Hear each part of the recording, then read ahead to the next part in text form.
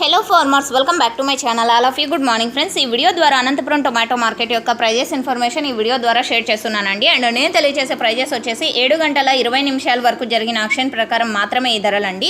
ఇంకా జరగబోయే ఆక్షన్లో top rate పెరిగే అవకాశం చాలా వరకు ఉంది అనేసి బయ్యర్స్ అన్న వాళ్ళు చెప్తున్నారండి.